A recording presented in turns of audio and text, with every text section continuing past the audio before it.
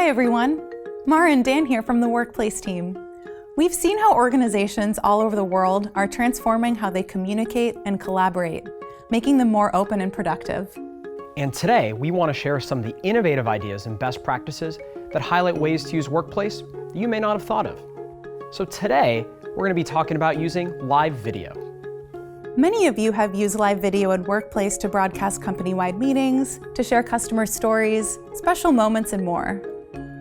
Live video works for everyone, from retailers who are using it to train their staff on new products, all the way up to leadership teams who are announcing important updates and hosting Q&A sessions.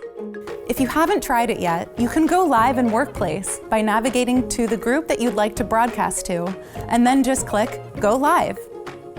That's it. For best results, use a tripod and microphone to create a higher quality experience. When you go live, people in the group will get a notification that you're broadcasting, and they can react, leave comments, and ask questions during your session. So now that you get how live works, let's walk through the steps leading up to your next live event to help you maximize participation. As Mara mentioned, many of you have already used live video to host Q&A sessions for everyone at your company. Before Workplace, something as simple as providing feedback to leaders or asking them questions may have required months of planning just to get everyone in the same place at the same time. But with Workplace, everyone has the ability to share what is on their mind and to discuss important issues with the leaders of your company. So here are the steps to set up your own live Q&A event. A great session to start with is an Ask the Leaders event, where people can ask and vote on the topics and the issues that are most important to them. To set up your live session, start by navigating to the group that you want to go live in. This is the audience that will be able to ask questions, provide feedback, and watch the video later in case they can't attend during the broadcast. You'll want to pick a group that is open to the entire organization to make sure as many people as possible can attend. The Everyone at Your Company group is a really good one to use. To build anticipation for the event, let people know when you'll be broadcasting. You can do this through scheduling an event in a group rather than just showing up and hitting the live video button. Let's start by creating our Ask the CEO event. Set the date and time, add a description, and then invite your colleagues. Don't worry if you don't have all the details. You can always update the event information after you create it. As you think about the duration, we found that Q&As work best somewhere between 30 and 60 minutes. Once your event is posted and shared, get your team engaged to help get questions flowing. One great way to source questions is using polls.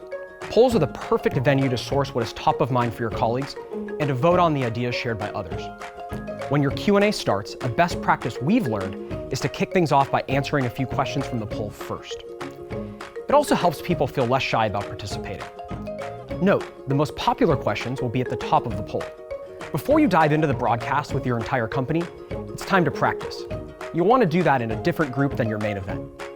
You don't need fancy equipment, just a quiet space, a tripod or stand for your device, and a headset or external microphone, which is going to make sure the video is stable and looks good and the people can hear you. Be on time. It may take a few minutes for people to join, so be patient while people get connected.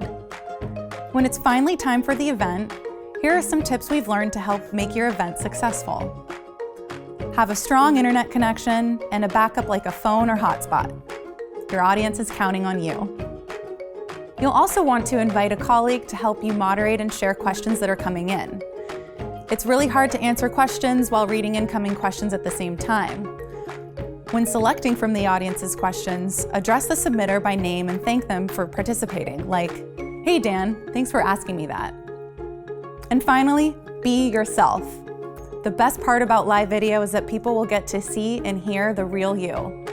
After the session, the video will be saved and uploaded to the group you broadcast in to watch later. The most important step is how you follow up. So make sure you share how you will take actions on the issues and topics that get discussed.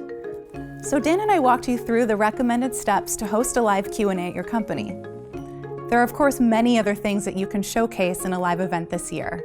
Some ideas for a live broadcast could be hot topics for the company, breaking industry news, training, customer site visits, live casting company events, and real-time reports from project sites. Yeah, Live is an incredible way to use video and real-time communications to help bring people together. So thanks for joining us, and we look forward to showcasing additional best practices and ideas that you can take advantage of to help drive connectedness and productivity at your organization.